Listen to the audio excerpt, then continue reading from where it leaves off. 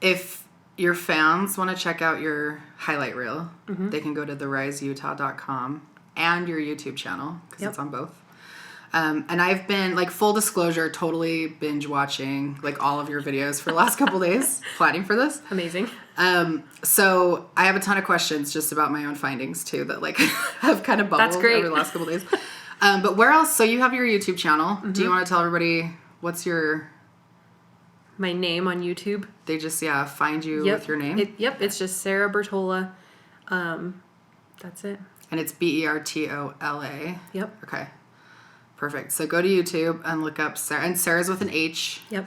I had trouble with that because I never know how to spell the name Sarah. That's okay. And then I stumbled on a blog, too. Yeah. Is that, you keep current on that? Okay. I don't really keep it current. Okay. But it is me.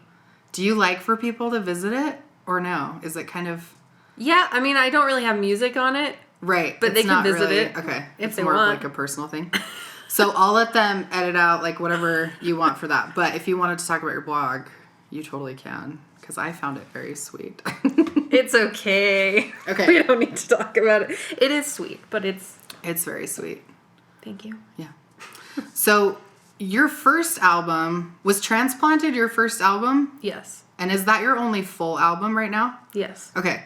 Because I was looking for other albums, but it looked like everything was on the same one. It was so jazzy, right? Yes. Okay, so I was like, oh, sweet. Like, she's a jazz... Because jazz is the one genre that I've never been able to capture. Like, I can listen to it and love it all day, but, like, creating jazz is so hard for me.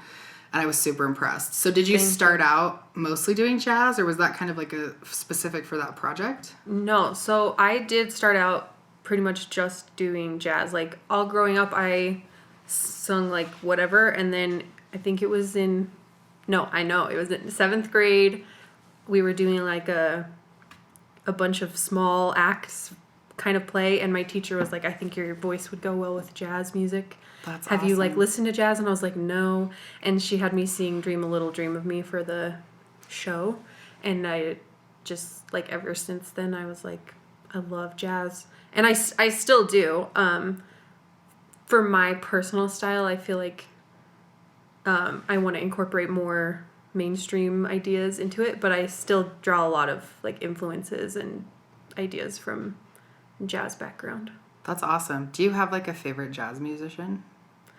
I mean, I have several favorites. I know, it's hard to pick. My right? favorite vocalist, for sure, which is so typical, but Ella Fitzgerald is just so good. And, like, she just can't be beat. Yeah. I listen to Diana Krall. She's really good as well. Bill Evans is probably my favorite jazz pianist. Yeah, I don't know. I love jazz, but I don't know. I just, like, draw from it and then leave what I don't want. I feel like musicians who do jazz, too, have always had, like, some extraordinary thing happen in their life. And obviously, we know with you, because you wrote Until Heaven, which is so emotional and gorgeous. You've been through some stuff. I mean, you've seen a lot in your life already. Yes. And I felt that in your jazz music, too. Like, she's seasoned. She knows what she's doing. Thank you. Know? Yeah, it was awesome. So then, though, the next song I heard was Until Heaven. Yeah. Which was, like, it felt kind of country-ish to me. Yeah. Did you do that on purpose, or is that just how the song came to you?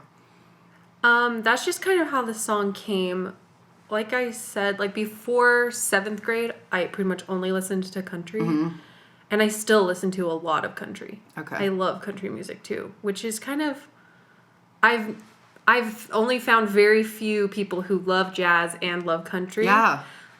But for me, I feel like jazz, I like a lot how it's about, like, just creating music, like, freely and doing what you want. But also jazz is a lot about rules and structure and form, and also, like, heritage and tradition and that kind of thing. But I feel like a lot of the parts of jazz that I, like, strive to emulate are, like, the interesting melodies and the interesting chord changes and, like, those kinds of things.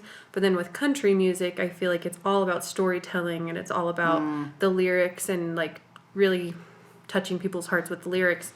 So I kind of just want both of those things They're both my soulful. songs. Like they Yeah. are, I mean, in a way they're kind of connected in the sense that they're very emotional and soulful genres. Oh, for sure. And it's hilarious to me when people are like, I hate this genre or this genre, but they love the other, because I'm like, they're so close. I agree. And they are different. There are differences, but I think all music is very connected. For sure. Well, and those two genres specifically, I think just Yeah. like speak to people. Yeah. It's very personal. Well, and that's I kind of talked about this with people before I like created this new EP, because I was like, I love country music and I love jazz, and I kind of want to create something that can sit in the middle, but also have like pop elements, so like it sounds familiar to people and they're not like, what is this? Yeah. And also that's just kind of what rings true for me.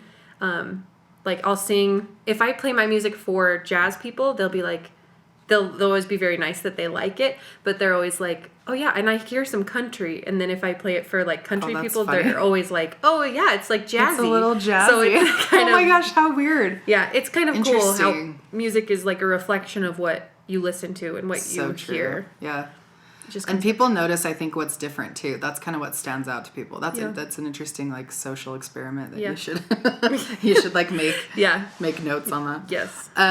But your new, so is the stuff in your highlight reel newer stuff? Yes, that's Okay. my new music. That's what this show is going to be all focusing on. That's is my awesome. is the stuff on my highlight reel. So that's the new music that's coming out on January 24th. That's amazing. And who was in your crowd? Did you know some of the people there? Yeah, I knew all of them. There was just friends and family, Oh, like cute. neighbors and stuff who You had some super cute kids like dancing in the video. one and I was my daughter. No way. The one in the pajamas. Is Oh my daughter. gosh, so cute. Thank I just you. kept watching it. Like they were dancing and I was like, they really loved your music. They Like, really you could tell did. they were into it. Well, that's kind of why we included it in the highlight reel, because I was like confused at first, like, should we include this? Because I don't want it to look like it's a home video, but then I was like, no, this reflects like kids are going to be honest. Mm-hmm. Like a kid's face is going to show if they like the music or not. And I was like, they love it. So They just got up and started dancing. yeah. That's awesome. That's a good indication. Kids Yeah. they really are honest. Like if something's not working, you'll know because they'll just Yeah. be sitting there complaining about their lives. Yeah. And I mean, like adults can fake it. They can look like, oh Yeah. yeah, I love this. And it's like just for the show, but kids Kids are not won't good do at that. that. Yeah. They'll be like, this is bad. It's so true. So do you write all of your own stuff?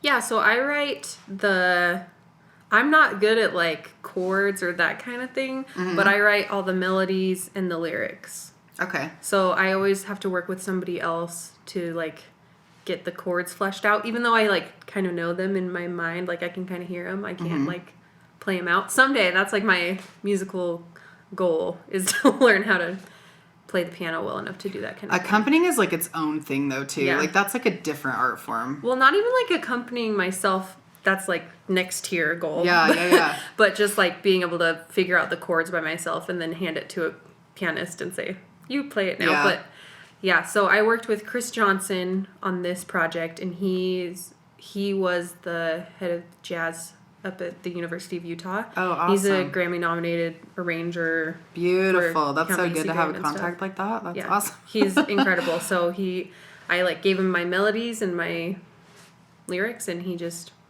Is that for transplanted or is that No. for your newer stuff? That's for my newer stuff. So That's fantastic. he's awesome because he also like I hesitate to even say also because his background is so much more robust than mine. He's amazing, but he has this really awesome jazz background. He grew up in Detroit. He lives there again now, Awesome. and so he definitely has like those.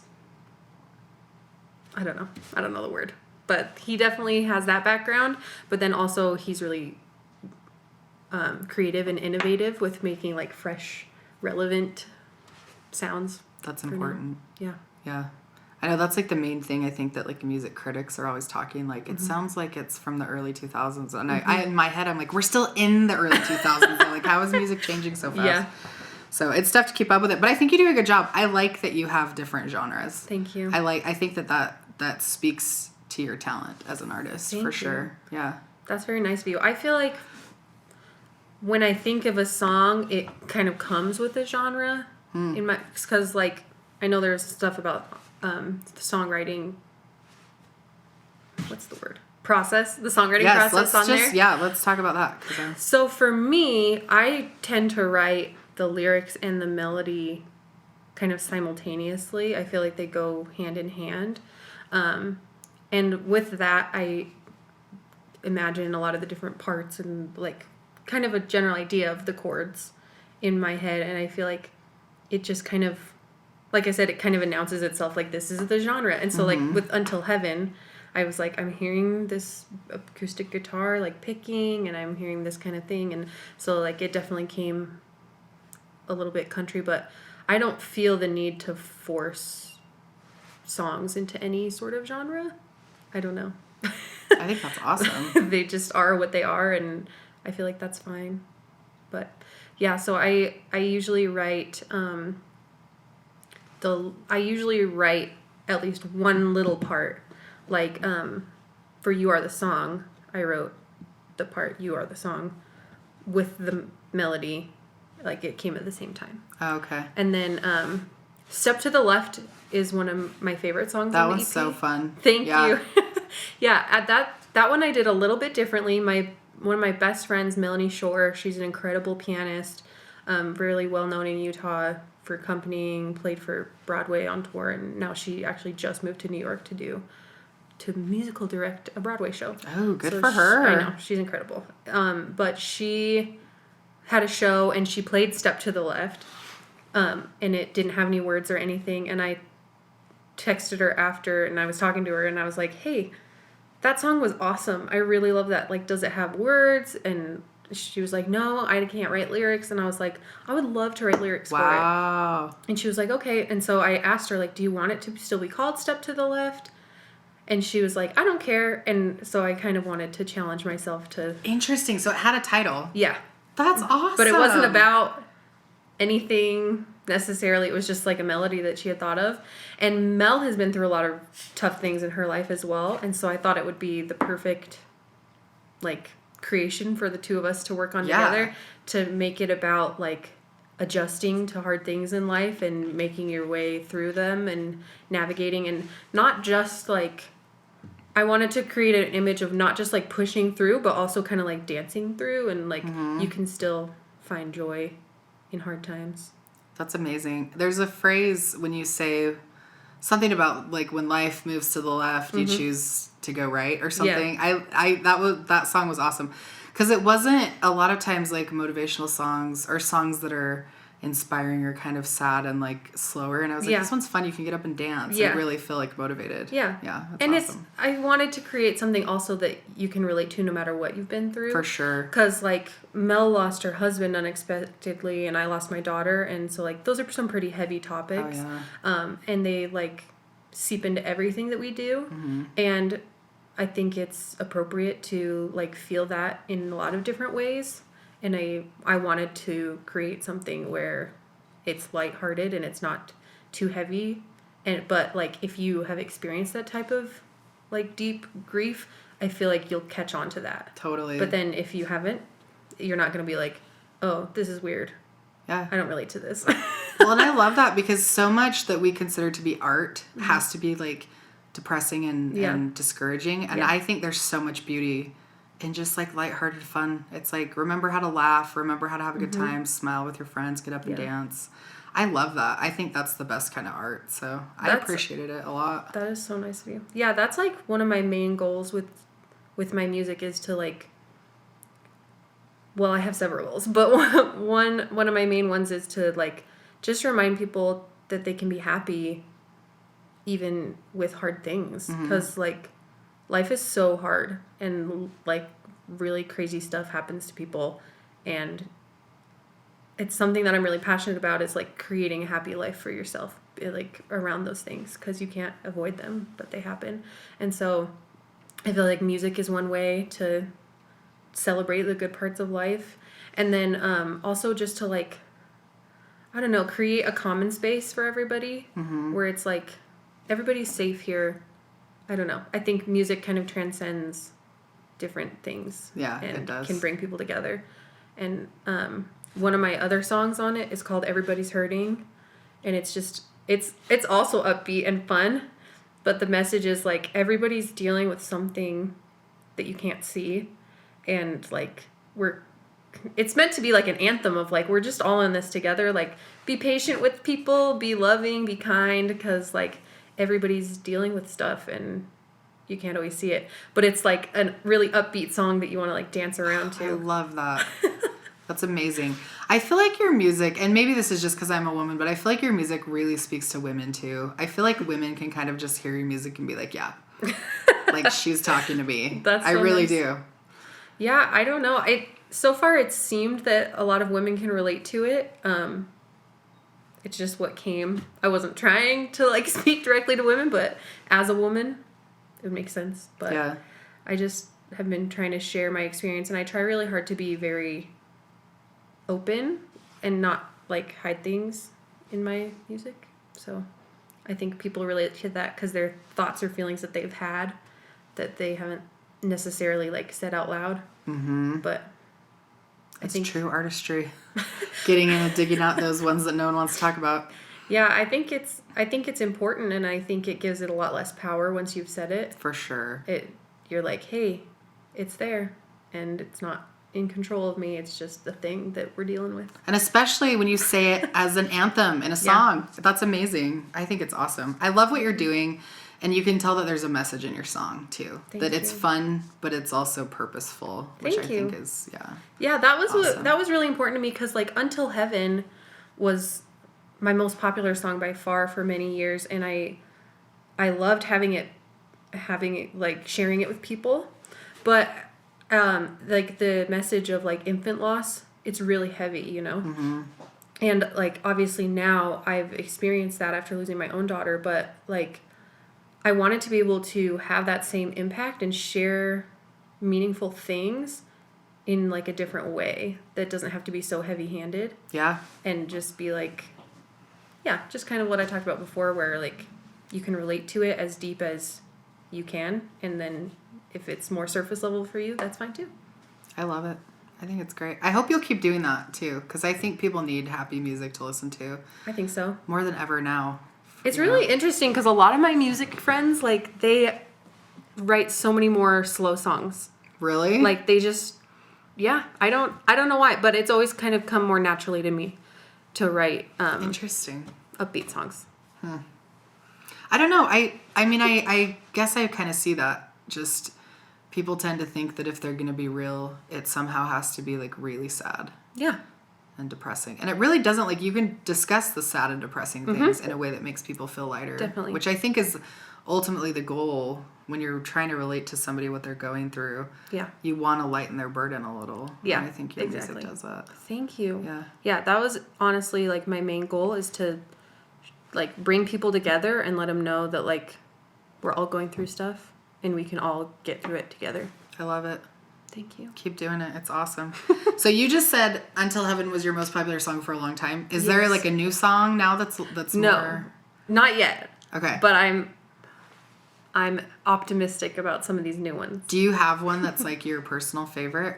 Or do you not like to pick and choose? It's like picking a favorite family member. Well, I have favorite family members too. No. Let's talk about that for a second. I do have favorites. It kind of changes depending on different times. Obviously, You Are the Song has a really special place in my heart, because that one I wrote for my daughter. But most often I think Step to the Left is my favorite one, because this, I stepped away from music for a while. For a few years, I wasn't really making anything, and I think a lot of that had to do with being in like really dark place after losing my daughter and those kinds of things. And so like this whole project and this recommitment to music is a big step to the left for me in my life. And so I think that's why that one takes on even another meaning to me. That's awesome. About like changing things in your life. And so I think that one's my favorite. And also Mel wrote the melodies. So then I'm like, you know, when other people do stuff, you always That's true. Well, and it's cool that it's a collaboration too. I always thought that was cool. But I could see that kind of becoming like your signature song. Like, oh yeah, Sarah, yeah, I know that Step to the Left song. You know, because it's catchy and people will remember it for sure. Thank you. Yeah, it's easy to remember. I really like that one. He's My Love is another one. That one is like the only well, I guess Could Have Been Loving You is also a love song, but it's like a straight up love song. It's just about, but it also has a message behind it where it's about like celebrating love and knowing that like love can overcome other things. And it's really not that like deep. It's just like love is so great. It can overcome stuff. And I really like that one as well because I wrote that one many years ago. So I've been kind of like holding it. Really? That's awesome. Yes. I'm glad that you shared it with the world because it Me too. needs to be heard. Thank you. I'm glad that it was finally able to be. Do you feel kind of a responsibility as like an artist to share those kinds of things? Like when you have something that you're holding in, do you feel it nagging? Like, I need to share this with people. This could help people.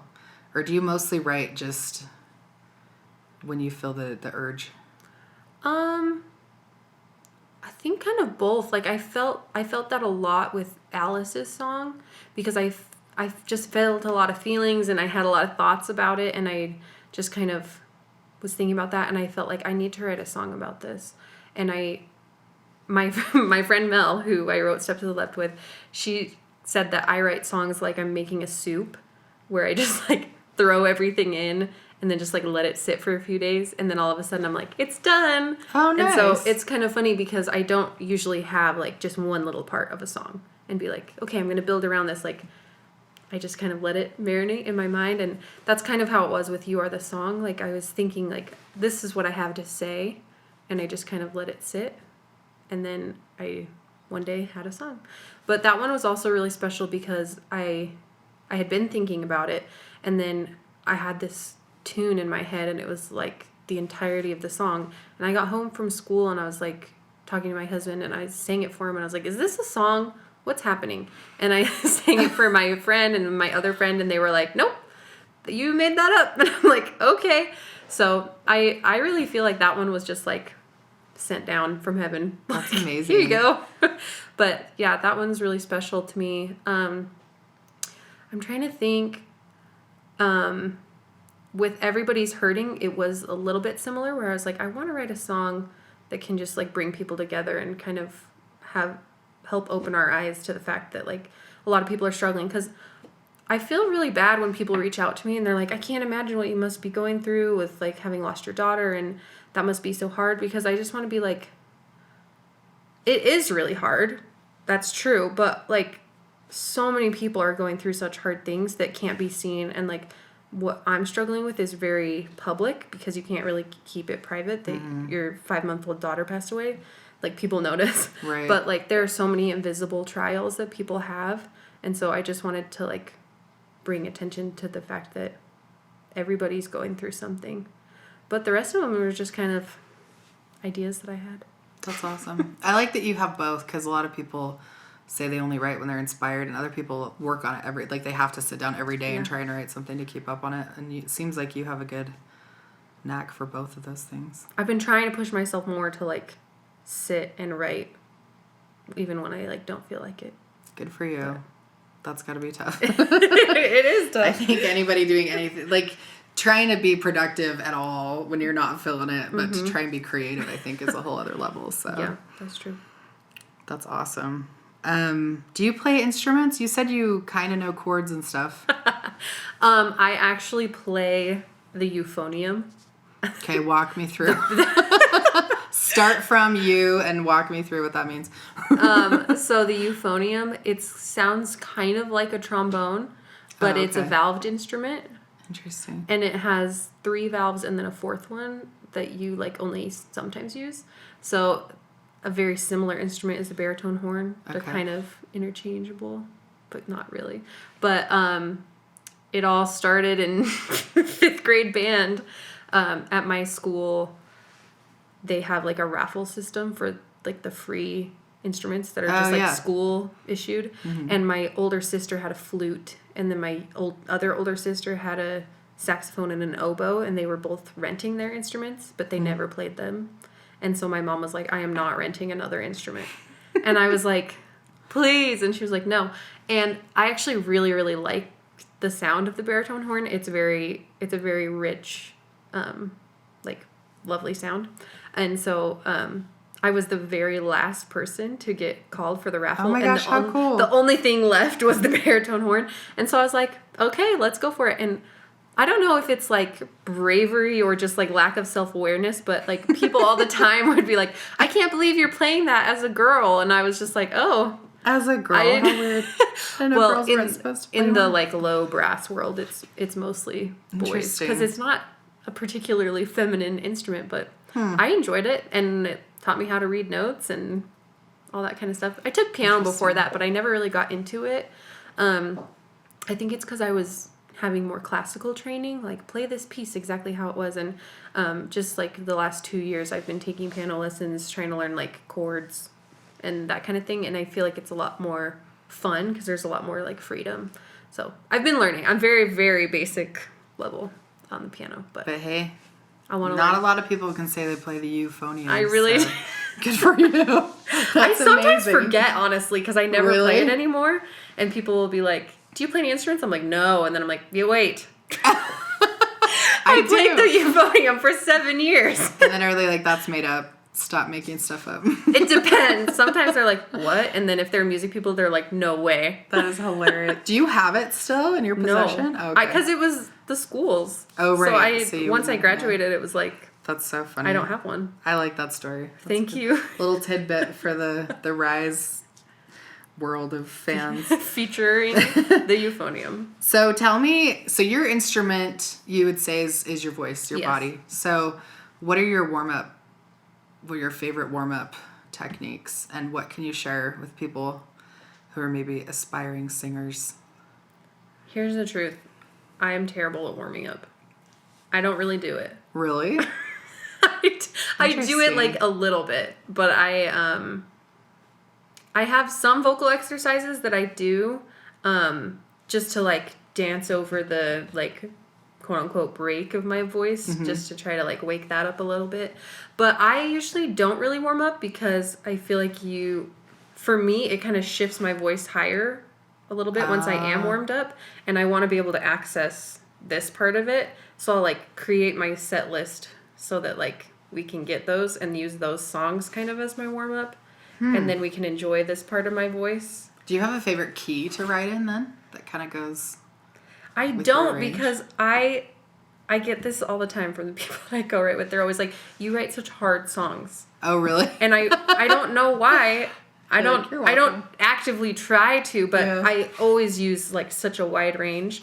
Actually, on my EP, every single song is in a different key. That's awesome. It was so funny because I asked Chris, I was like, can we make I Can Only Be a Memory like a half step higher? And he was like, that would be sweet, because if we do that, they're all in different keys. And he was like already thinking it. Because like, of course, one he keeps step track ahead. of stuff like that, because he's like a theory So expert. music, did you study music theory, or have you kind of just picked it up as you've gone? I am still studying music theory. With piano and stuff, it sounds like. Okay. So for me, I've always been really passionate about like feeling music and like treating it as art rather than like math. And there are a lot of musical people who are incredible, and like there's nothing wrong with the way that they do it, but they think of it more as like an equation. And I've always been like scared of that, so I like kind of pushed away from theory, which is silly because you can still, it just unlocks more for you if you also understand theory. So I've been trying to learn more. I took some theory classes at UVU. I think the piano is honestly like the best way to learn theory, because you can also see it and you can also touch it. Yeah. And so it's like you're seeing it, you're hearing it, you're literally feeling it with your fingers. Like, it's the best way to get it in your brain. And the like most like, I don't know, fluent theory people that I've known are all pianists. So like just from seeing that, I was like, okay, I need to learn how to play the piano. So you can use it as a tool and you can use it as an instrument. And for me, I would love to learn like as an instrument, but I think it's like this incredible tool because it can help you. I'll be interested to see in the future if like your writing style changes based on how much theory you've learned. Like if all of a sudden your process totally shifts, you know? And you're like, now what I do is I sit down. Maybe. I get worried about that, honestly, because I'll be like, working with somebody to do the chords, and they'll be like, oh, well, this chord is going to go here because of the progression, so that would change the melody. And I'm always like, no, that's the melody. What you just did change the chord. And so I don't know. I'm really, in real life, I'm like such a rule follower, but when it comes to writing, I'm like, who cares? I think everyone needs that in their life, though. Like the one place they can go where there's no structure. Yeah. I relate to that for sure. Yeah. For sure. Do you have a music teacher that you always think of that like influenced you a ton? Yes. Like a lot of them. Really? Yeah. The one that gave you the euphonium? No. Did I even say it I right? actually don't even remember his name. He was my band teacher for like 1 year. Oh. No, 2. And then I went forget him. up to the other school. But I remember she was actually my English teacher, but she was the one that pointed me towards jazz. She was the one directing the plays and said, you should sing Dream a Little Dream of Me. Very cool. So I feel like she played a big part in that. And then my friend Mel, like I reached out to her initially because I was looking for a vocal jazz teacher, and she was teaching jazz piano at the University of Utah. And so like she's definitely influenced me. She hasn't like formally been my teacher, but she's been like a huge mentor for me. Oh yeah. And that kind of thing. And I you feel can like find that's really teachers important. in just normal people every day if you're paying attention. So Exactly. Yeah, that's been huge. In high school, I wanted to sing with the jazz band, and the jazz teacher told me that I had to play in the band if I wanted to sing with the band. And they were in desperate need of trombone players, and they had a valve trombone, which is the same. Like you play it the same way at the. So I practiced, and I was not as good as I should have been to be in the jazz band, but there just weren't enough trombone players, and I feel like that was really empowering for me, just because I don't know, he was so kind and wasn't like, you're so bad. He just was like, good job, keep practicing and working. I love those kinds of people. Yeah, and his name was Mr. Campbell, and he made a big impact on me for sure, because I don't know, sometimes I feel weird in the musician world because I'm a singer, and there's like this strange divide sometimes where it's like singers versus instrumentalists, and he always made me feel very, very welcome and very comfortable. Good. And it's like, I think that is how it should always be. I try to always be that way. I think music is an inherently inclusive thing, and I think it's unfortunate when it becomes about exclusivity and who's better and who's smarter. But I think, and Mel, I feel like I got a lot of that from Mel as well, because she is incredible, but she can teach like 3-year-olds, and she's so kind and patient, and she's not like kind of human. Yeah, she's not like good for her. She's not like, get out of here, you're bad. You know, like she just knows that the real purpose of music is to bring people together, and I think that that's huge. So I feel like I saw that in Mr. Campbell, and then also Todd Sorensen at UVU has been really, really amazing. He teaches the commercial music program over there. Awesome. And he's just like Mel, where he's like, everybody's welcome. Bring what you have, and we'll all just That's beautiful. We're in it together. I love it. I think it's beautiful too. Yeah. I'm glad that you have that, because I know a lot of musicians will say like, oh, they're like our competing band. Yeah. And I'm like, no, there's no competition in me. Like, it's all good. If they love your style, like, there's no better or worse. Yes. Tell me, okay, so who is your most famous fan? Like, who knows of you that's just like, I love that girl, and that's like well known? I mean, it sounds like the person that played piano for you. Mel? On this new... Yeah. So she is really... I have fans that are in different realms. So, like, I wrote a blog post about my daughter passing away, and that reached many, many people. And so I have, like, fans/friends who are, like, big bloggers. Oh, They're awesome. not, like... music people necessarily, but everyone's a music person, you know what I mean? Yeah. But they're not what I mean is, like, they're not famous musicians, but they're well known for blogging. Sure. That's a huge thing nowadays. I mean, that's as good as a, celebrity. I mean, like, if you're big in Instagram, maybe you'd know some of them, but, like, if you're not following a bunch of influencers, then you wouldn't really know. But, I think Chris Johnson would probably be the most, and he, like, helped make it. And he just went to the Grammys last year for his arrangement that he did for the Basie band.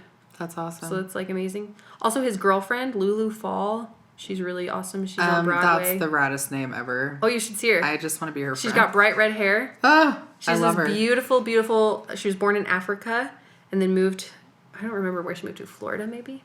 Anyway, and she's got bright red hair that she, like, colors bright red. That's amazing. She's, like, a goddess. She needs to write books so she can be, like, have her name on, Lulu Fall. That's awesome.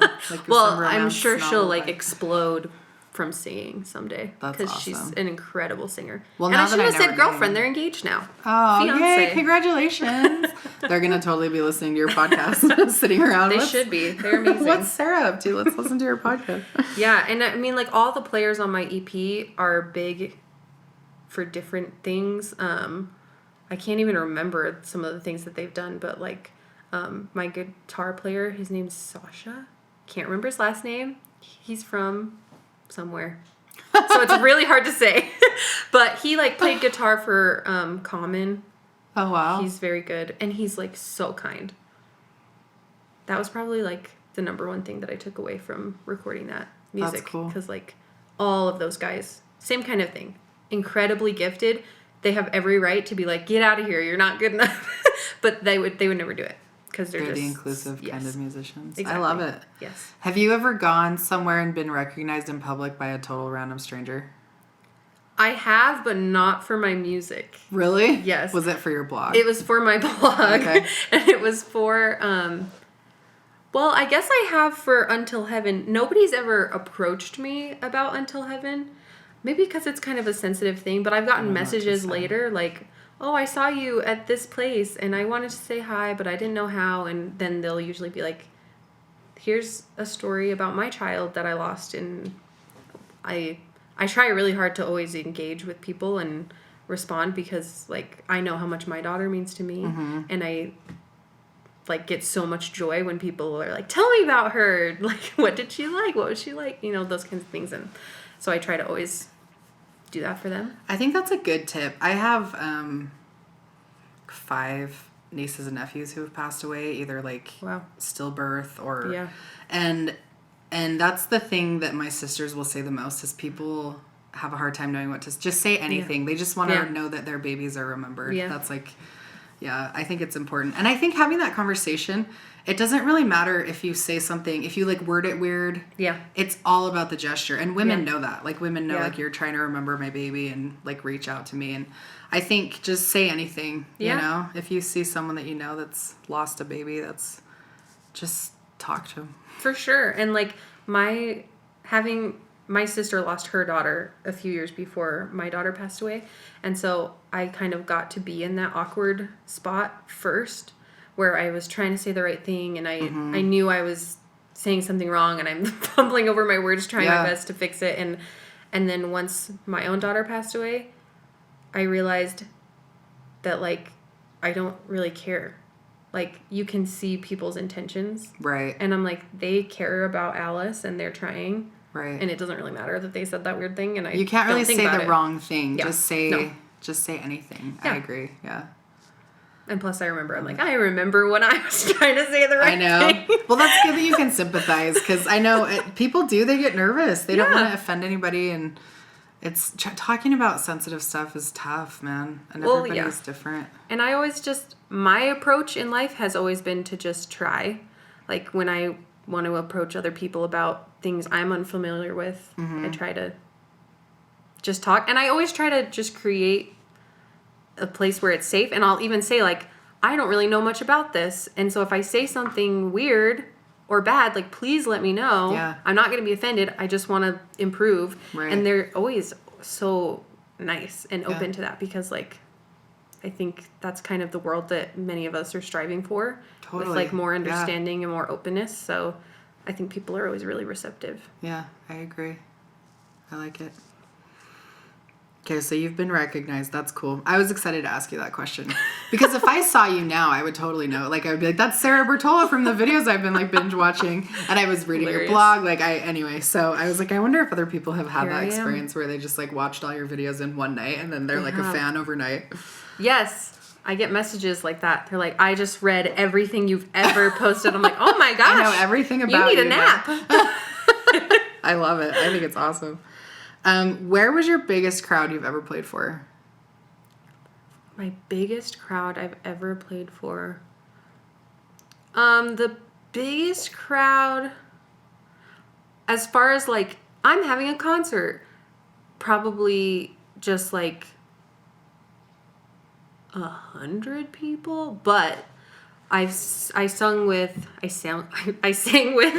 the All-State Jazz Band. Oh, cool. In high school, and that was about 300. And then I also sang with my high school's band at the Sterling Scholarship Night. I don't know how many people were there, but it was a lot. That's awesome. That counts. Sure. Yeah. That's awesome. Also I sang at UVU with the jazz band for the scholarship dinner. That's a lot of people. It's like the UVU arena. Yeah, that's massive. Do you feel more nervous in big crowds or in like intimate settings? I almost think it's scarier to perform when there's like 10 people in like a... Oh, for sure. Like a meeting. Honestly, it doesn't make a difference to me if they're strangers. I don't mind singing for 10 strangers. But if it's like 10 people I know, I get so nervous for some reason. Isn't that weird? Because I think that's kind of a universe. I think most people feel that way. Like they would rather stand on stage in front of people they don't know. Tons of them, hundreds of them. I don't know why. It's weird. But it is weird. I think it's just because... I think it's part of the thing where we're like trying to take ourselves seriously. Yeah. And then it like... I don't know. It's harder to fake that your around family people knows you know. you. Yeah. Yeah. You're like... They'll call you out. You know exactly what I am. Yeah. But... And I think too, like, they're the most honest. Yes. Like your sisters. They're going to be like, husband and, that really sucked. Yeah, your face looked stupid on that part. Like, that's what the kind of feedback I would get. Why did you make that stupid face? I'd be like, I just wanted to. I don't know. I know. Yeah, that's what sisters are for, man. Totally. Or Sisters are the meanest. But you love them. I mean, they're awesome. So, have you toured? Have you, like, gone state to state or done any? I never have. You should. I think you totally should. I'm going to do it. I think it would be awesome. Especially because you have an outreach that's, I mean, you have so many different platforms that you can kind of use to let people know you're coming their way. Yeah. They'd be like, oh, this is the blog I read, or this is, that song I heard, or the video we were watching. Yeah, so. that's one of my personal goals. I'm hoping to tour with this EP. That's awesome. Do you have, we'll see. I mean, I don't know if this is super early to ask, but do you have any, like, dates in mind that you might be wanting to... For touring? Throw some shows together, yeah. Not really. I mean, I'm having the release show on the 24th, and then I'm having another show in Bountiful on the 25th. It's a good start. That's a tour. It is. You're driving, it's about a half hour. No, from here, Bountiful's... Yeah, it's like an hour. That's a tour. It's a tour. Join Sarah on her tour on the 24th and 25th. Yeah, I wanted to do... I have a large age range in my fan base, and so I wanted to do a show where we can like dance and party and be really loud, and another one where we can like that's more intimate with just like me and piano with chairs and that kind of thing, so people can feel comfortable. Awesome. And so that's what's happening on Saturday. So the one on the 25th in Bountiful is like a more quiet. Yeah, and I mean we'll still like do upbeat, happy songs, but I just wanted it to be not so intense for people who aren't into that, and that's fine. Yeah. I don't always want to go to an intense show. Oh, I'm with you. Even my husband and I love rock shows, and even when we go to those now, we get the seats because we're like, we're going to be sitting the whole time. Yeah. I don't want to be in the mosh pit. It's fine. So I just wanted to create an environment everyone could be comfortable in. Do you consider this EP that you're doing to be like pop rock, or what do you call it? I don't really know.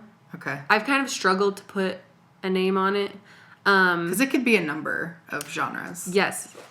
I've consulted many people on this, and no one's really sure. There hasn't really been like a consensus. Okay. But I mean, pop is a good is a good word for it. It's a lot less electronic than a lot of pop.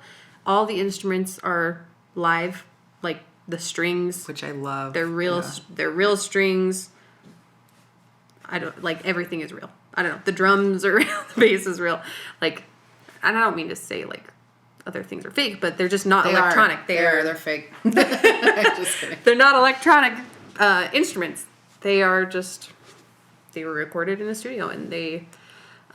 So in that way, it's kind of a little less pop, and there's like no synths in it, so you kind of have to have synths for pop. It takes you back to like the pre.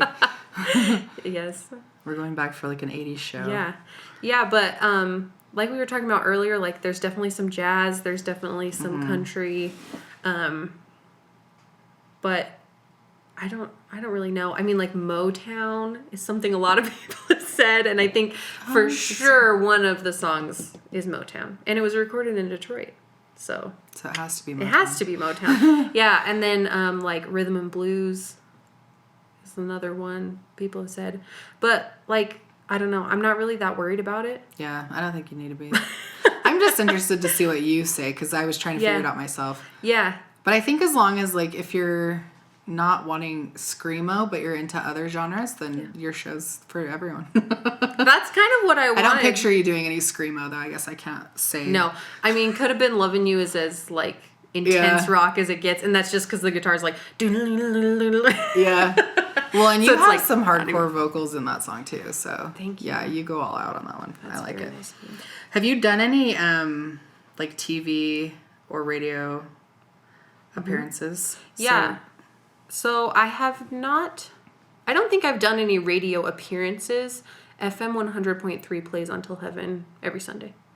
Oh, really? Yeah. That's awesome. Like, I've heard, so they do, like, religious songs on Sundays. Yeah. I've stumbled on their channel on Sundays, and I'm always like, what is this? Yeah, which is interesting, because Until Heaven isn't actually, like, necessarily religious. Yeah. I mean, it does mention Jesus, but... And the bridge is my favorite part.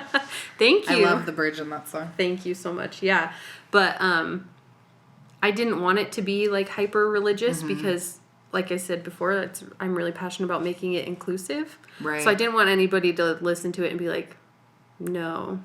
Yeah, because people from all walks of life go through, you know. Yeah, I like that too about you. I wanted it to be like a universal thing that people could relate to. I think it's with great. Until Heaven. But they do play it on FM 100.3, and I think they do a lot of songs that are just like generally uplifting and hopeful.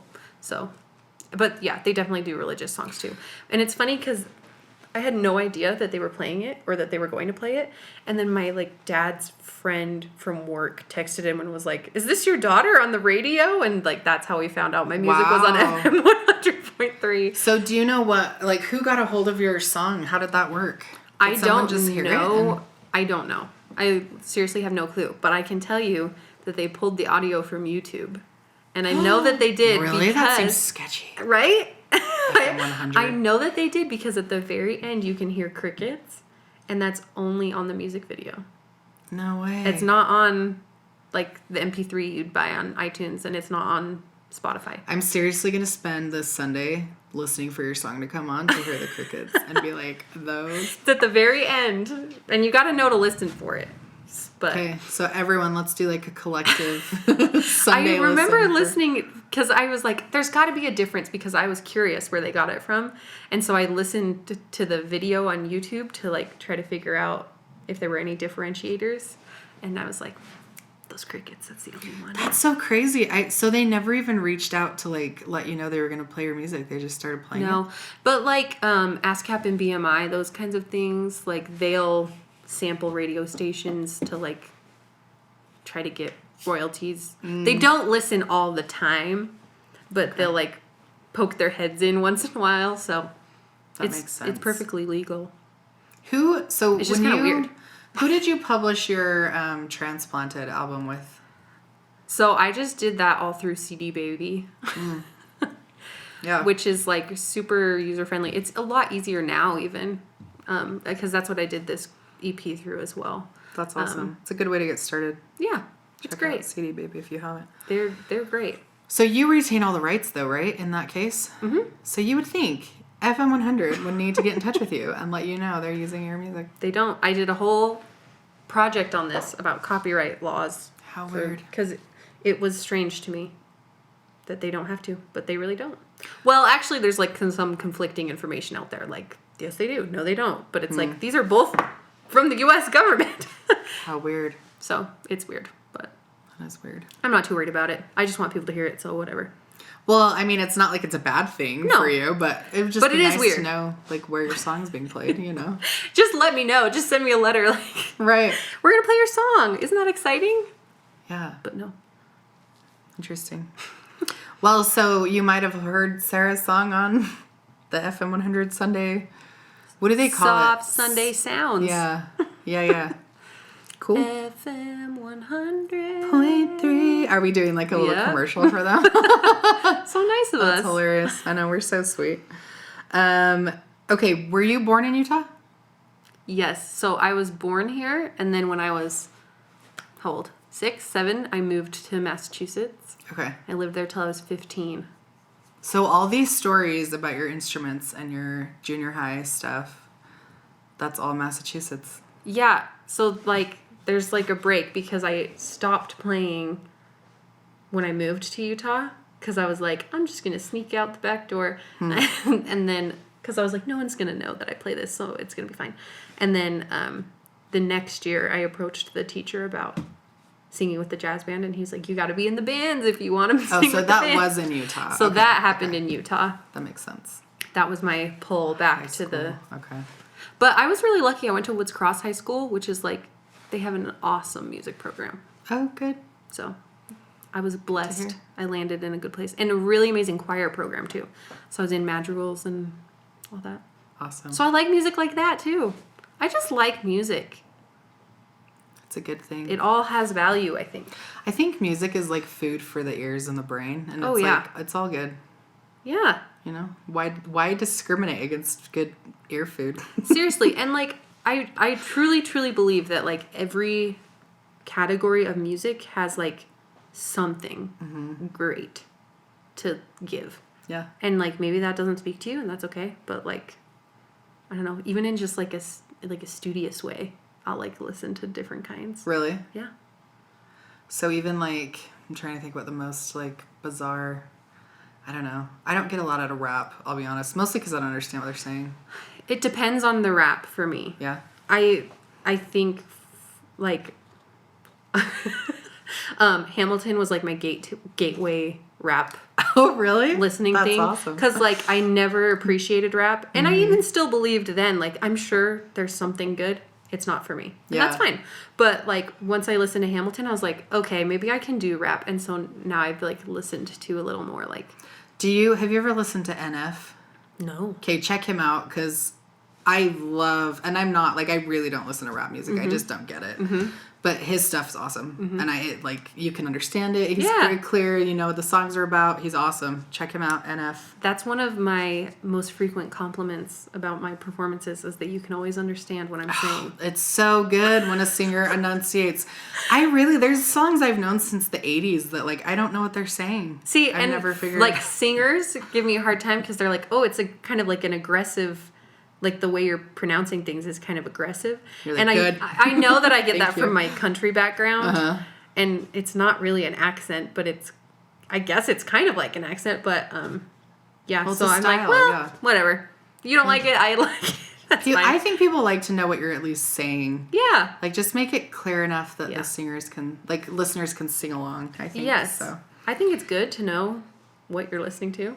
So I have a lot of friends who are musicians, and usually, I'll just be honest, like, when they tell me that they're going to do this full time, my initial reaction is always like, well, just don't, like, quit your job. Like, you know, what kind of advice? I want to be more supportive, though, because there's so many people who want to be musicians, and everyone's discouraging them. Yeah. What do you think people, like families and friends, can do to support musicians more? Other than, I mean, obviously, like, go to their show and support them, buy tickets. Like, what are the things they can say and do just, like, on a daily basis to kind of help out? It's so small, but, like, I've been learning a lot about the value of just, like, liking posts. Really? Like on social media? Yeah, and like I have friends that are like, I'm definitely coming to your show, and I'm like, I didn't know. I'm thrilled. But like, just like liking and commenting on their stuff is huge, and sharing it is like even bigger. And awesome. I feel like that's so simple, but it just like doesn't cross my mind sometimes. I'm usually a lurker.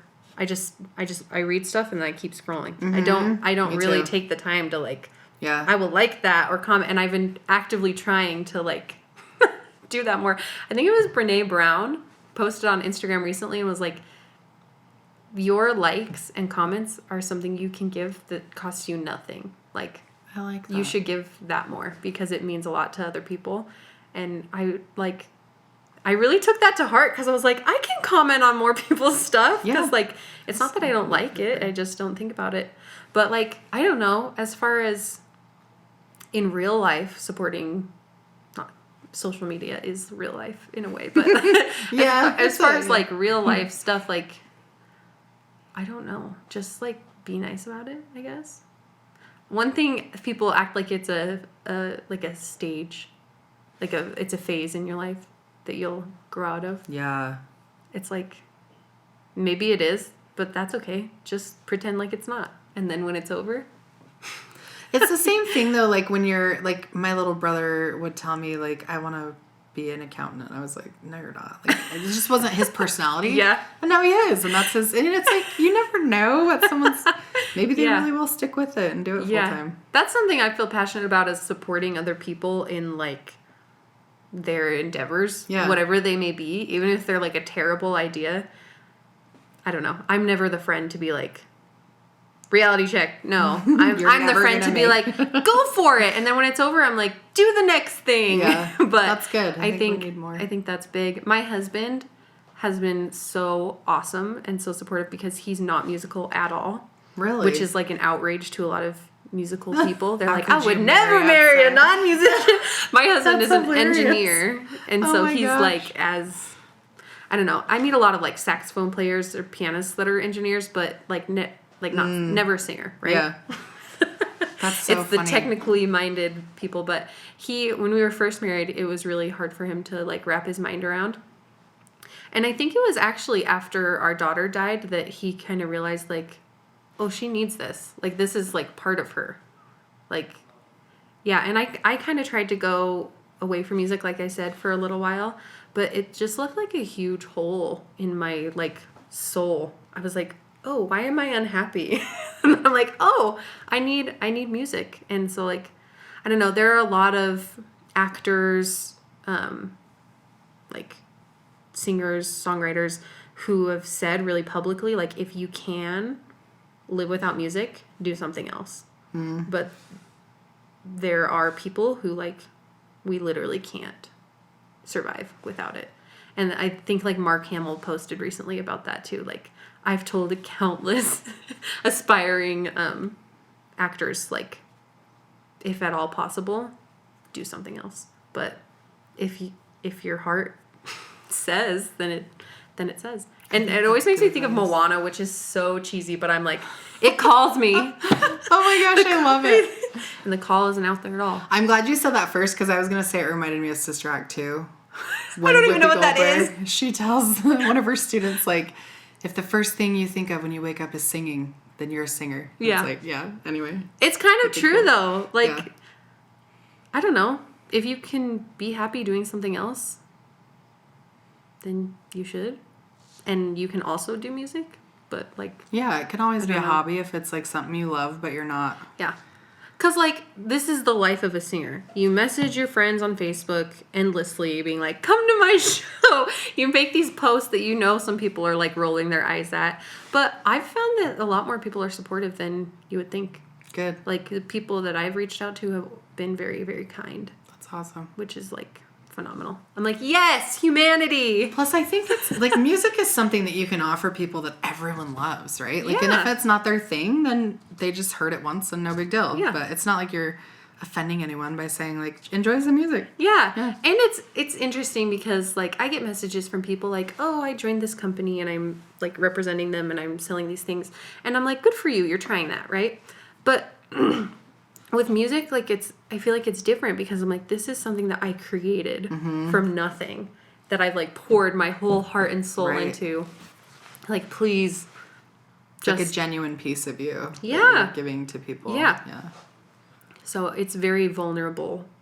It's a vulnerable place to be in, to like put yourself out there like that, because it feels like an extension of you. But when you have that drive that you're just like, oh, I just have to do it, so it doesn't matter how it goes. Yeah. Like, it's just gonna happen. This is what I'm meant to do, so here I am. Just like steamroll into it. I'm just doing it, and if they hate it, I don't care. Yeah. Well, and if it's something you have to do, it's like you wouldn't stop breathing because someone told you that you were breathing too loud. Right? And just because it's hard, right? Yeah. Sometimes breathing is really hard. Yeah. Especially here in Utah with that inversion. Oh my gosh, yes. And we finally got around to the main topic of today. Ugh, it's horrible. Yes. Okay, so tell me, if you could open a show for any artist in the entire, like dead or alive, who would you open Dead for? or alive? Yeah.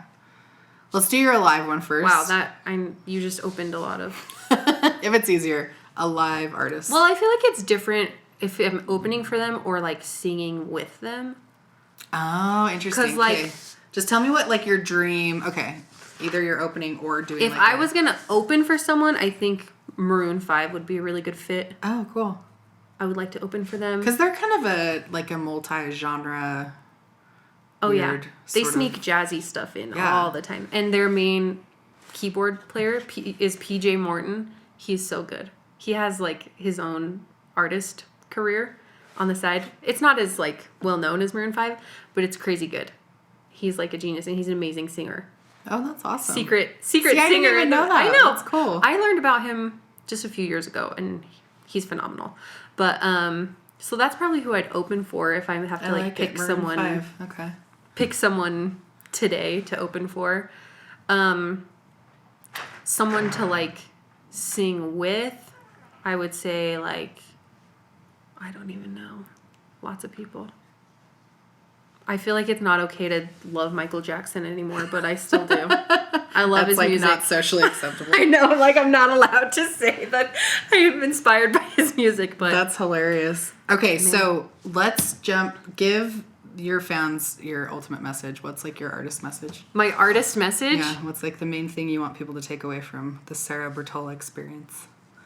I just want people to know that life is good.